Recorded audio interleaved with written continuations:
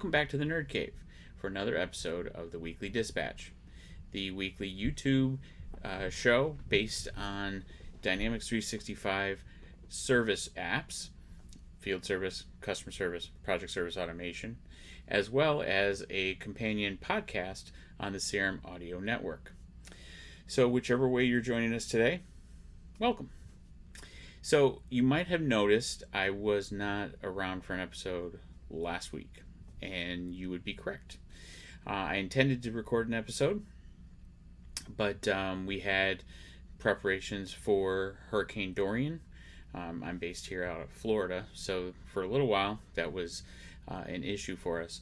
Luckily, we avoided that storm altogether, so I'm very happy about that.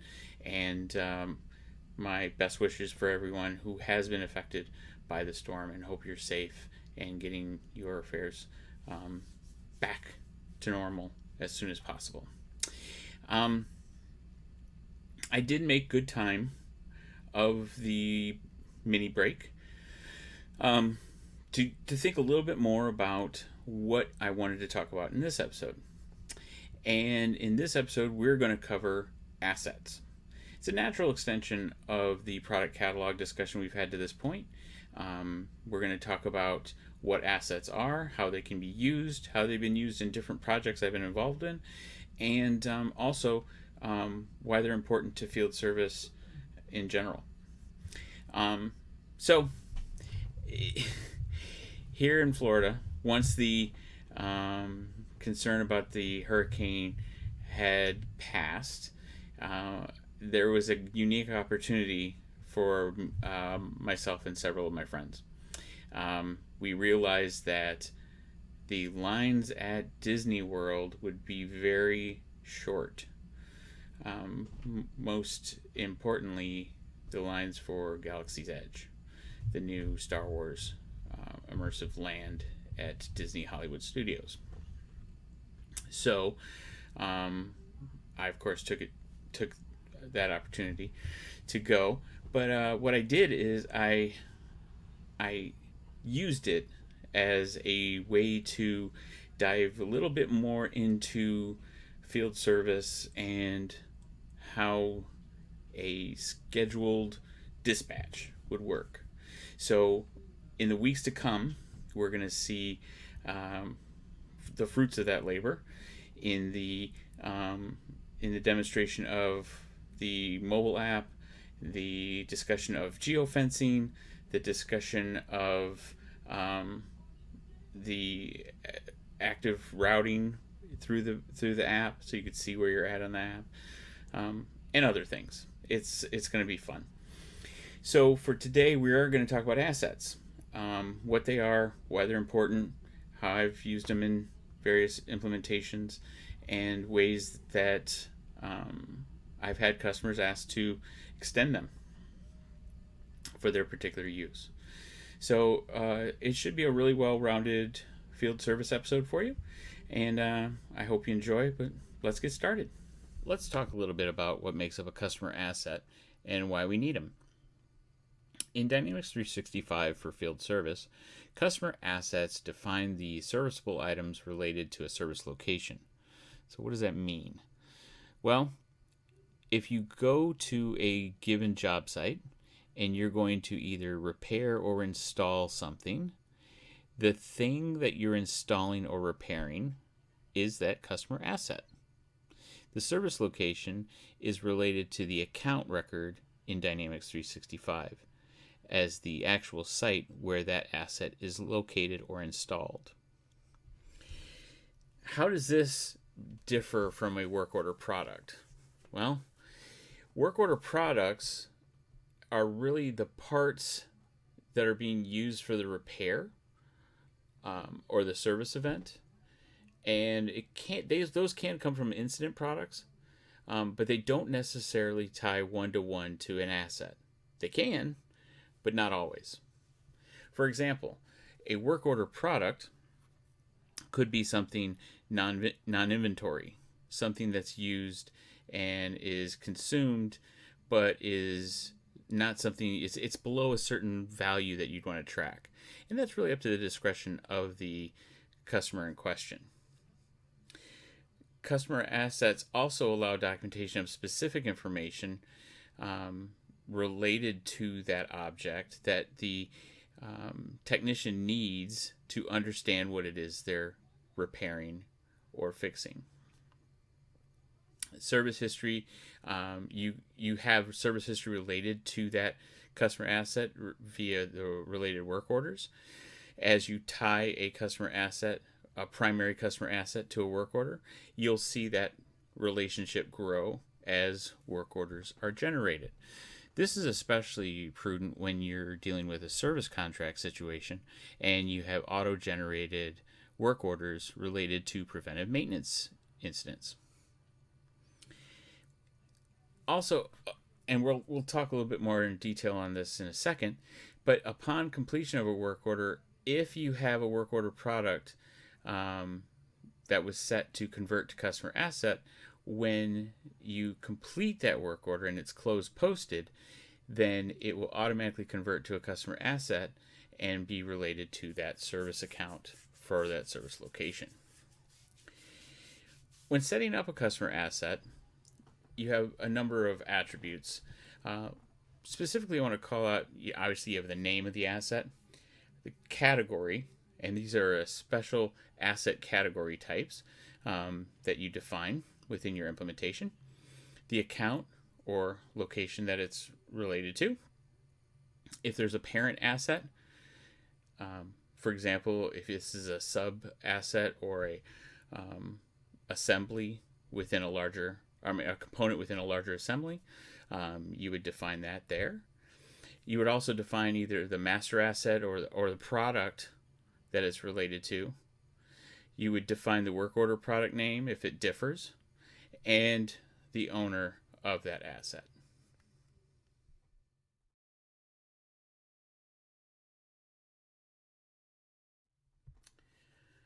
Asset hierarchies.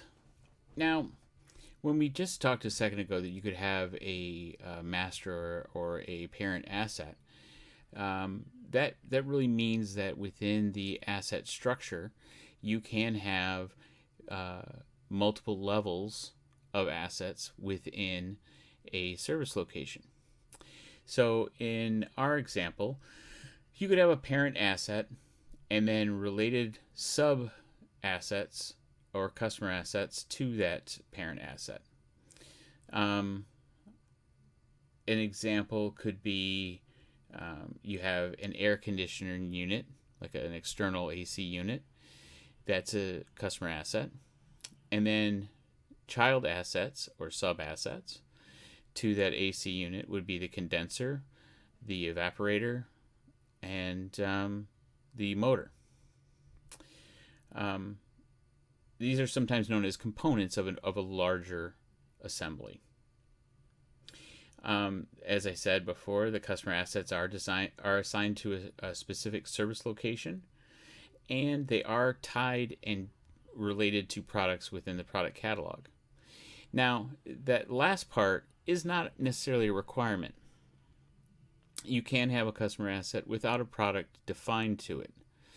I've seen this happen in implementations where a customer services units that aren't always ones that they've sold to those customers. So let's take in account a customer that maybe repairs power systems. You may find that there's a UPS or an uninterrupted power supply that they have manufactured and they're going to install. In that case, we would have the customer asset and any sub assets that are related to it because we have installed it and we understand all of that detail that's come over potentially through our ERP system from a sales order and to our work order, and it's in our work order products. Once we install it and set it to used, it automatically sets up as customer assets. Now, let's say we get on site and we have to repair a unit that's not ours. Well, we can document in our system within Dynamics 365 for field service that there is a customer asset there, and this typically happens when we want to tag those kind of assets in queries for sales. So sales can create opportunities based on units that aren't of our models or our production, that we can try to sell that service location a new unit and increase our business, and also further update their inventory with our assets.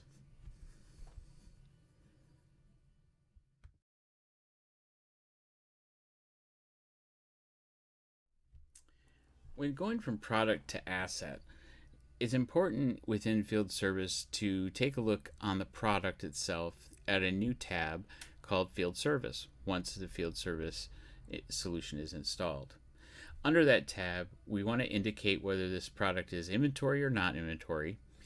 That's important because if it's inventory, then you can convert that to a customer asset and track it. If it's not inventory, you don't have to worry about it. You're also going to want to indicate whether or not it should be converted to a customer asset when used as a work order product. Now, there's a couple different streams of thought here. If you indicate that when it's used on a work order product and it should be converted to a customer asset, that will happen automatically in the system. You don't have to do anything for that. Now, an important step to remember is the retirement of what you're replacing. Probably should have a process in place for that. So, for example, if I am replacing some alluvial dampers on my hyperdrive on the Millennium Falcon, I'm going to want to retire the asset that I replaced so that I don't show duplicates of the alluvial damper that I replaced. Translation: if I replace a compressor, I don't want to show the same compressor with the same serial number if I just put in a new compressor with a different serial number. Also, if you do indicate that, or if you decide not to indicate that you want that automatically done, then you have to have a process either from ERP integration or through some other mechanism, extension, customization, to make sure that your customer assets are up to date with the appropriate serial numbers and UPC codes if you're in a situation where you're scanning. Now, an additional piece to this, you want to make sure these are up to date, especially if you have any kind of IoT integration where you're going to connect to devices. You want to make sure your assets have a mapping or a linkage to the correct devices at all times. Otherwise, you're going to get readings that don't make sense. So keep that in mind as well. Okay, so let's take a look at assets in relation to the actual application for Dynamics 365 for field service. On screen now is a work order, and you can see that based on my example, for if we went out to Batu and visited Hondo Anaka with Anaka Transport Solutions, and I'm going to do a preventive maintenance check on the Millennium Falcon. You could see here that the work order type is preventive maintenance, and the work order summary is PM check on Millennium Falcon. It's in the Black Spire Outpost, and the primary incident customer asset is the Millennium Falcon. When I click on that, it's going to pull up the customer asset itself. So you can see the Millennium Falcon. It's a YT 1300 light freighter. It's assigned to the service location of Anaka Transport Solutions, and it's tied to a product in my product catalog for a Corellian light freighter. So what this means is I could sell a lot of different Corellian light freighters of category YT 1300 light freighter, but when it becomes an asset, it could be named something specific. Typically, this would be tied to a serial number or a model number, but in this case, it's the Millennium Falcon.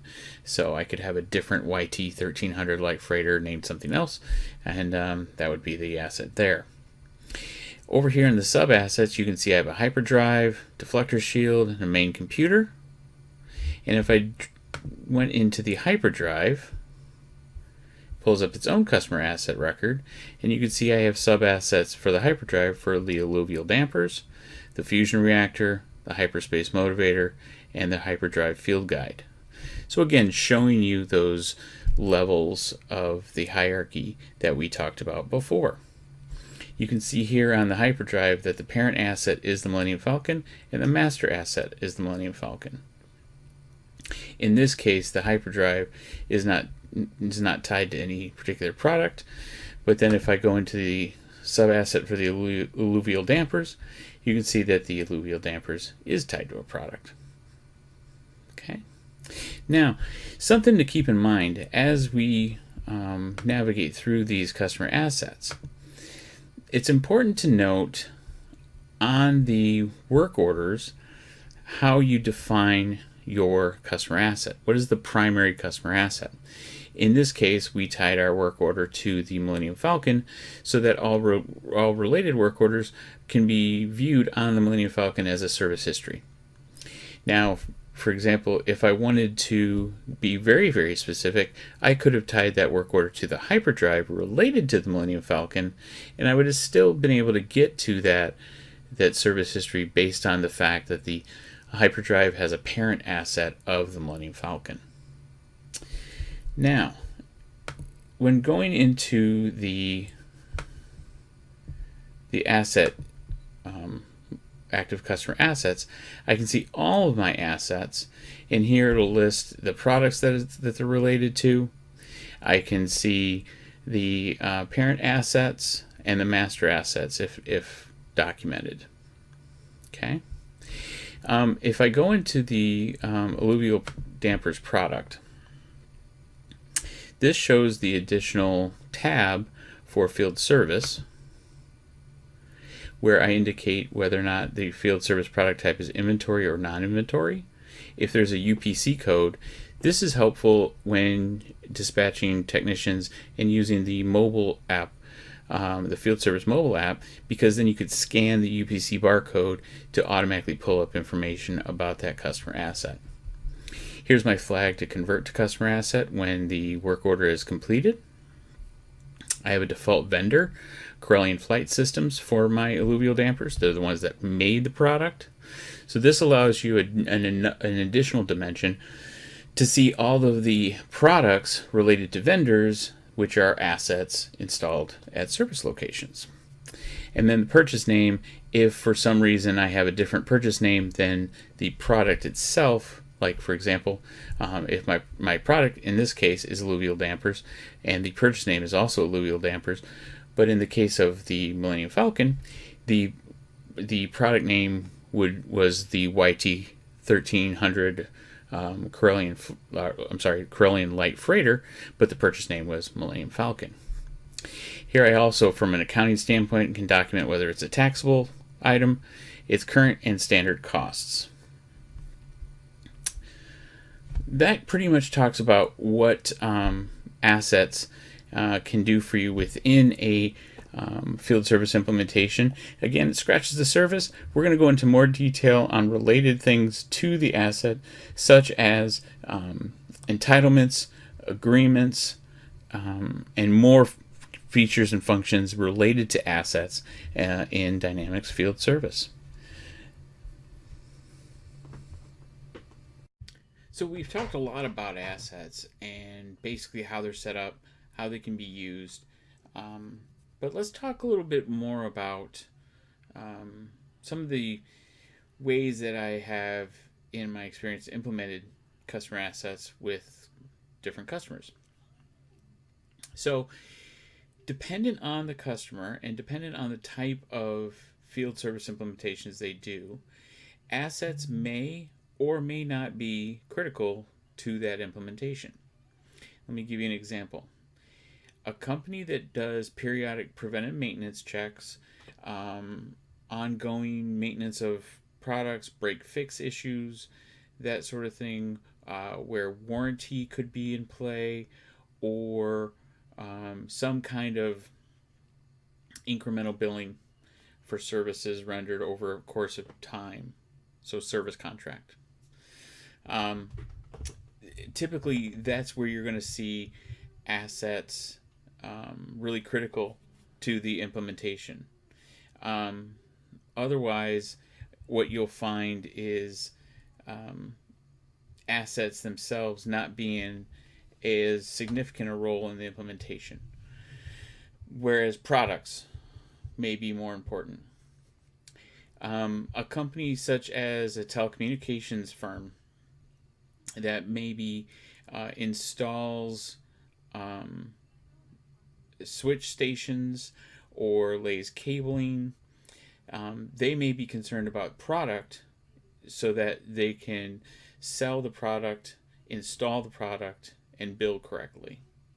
But they may not be concerned about a particular station and what type of cable, how much cable, how deep it's buried, that kind of thing. That may not be of importance to them in terms of assets. And then another implementation type would be like a manufacturing firm, where they're not only creating the product, but then installing and maintaining the product. That's typically where you're going to see assets playing a critical role. In our example, it was a bit of a tongue-in-cheek, but we talked about how the fictitious Onaka Transport Solutions had an asset of a YT 1300 Corellian transport called the Millennium Falcon, and you had to be able to service the hyperdrive on the Millennium Falcon. So we talked about how the Millennium Falcon itself is an asset, and then a sub-asset of the Millennium Falcon would be the hyperdrive, and then there's subcomponents of that hyperdrive. In our example, we use sub-assets. I have, in other implementations, created whole custom entity models for what's called a bill of materials. So when you get a lot more granular in your detail and you're mixing inventory and non-inventory materials, you'll find that sub-assets may not give you the granularity that you want in a field service implementation. Not to mention that with assets, it gives you all kinds of additional capabilities that we're going to talk about in future episodes, such as inventory transfers, inventory adjustments, RMAs, RTVs. There's all kinds of things that could impact an asset and its function within Dynamics 365 for field service. So hopefully this has helped. We've scratched the surface. We're going to go into more detail in future episodes, like I said, as we delve into the life cycle of a work order, and we'll actually go through that whole process of dispatching a worker out to Batu and going to Onaka Transport Solutions and repairing that Millennium Falcon. So look forward to that in future episodes. So until then, please like, comment, and subscribe. And if you have any desires for future episodes, put a comment in the notes below. If you're listening on the podcast and you want to ask a question or you have an idea, send an email to voice@crm.audio. And again, on your favorite podcatcher, if you're listening to the podcast, give us a 5-star rating. That would be great. And until next time, we are at your service. Thanks. Bye-bye.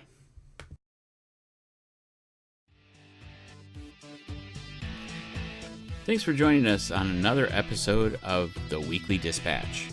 If you're joining us on YouTube, don't forget to comment, like, and subscribe to the channel. And don't forget that ringy-dingy bell so you get notifications on when the next episode appears on your feed.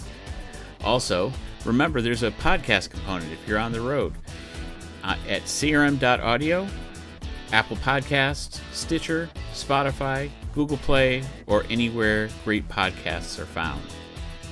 Also, check out the blog at yourservicepod.com.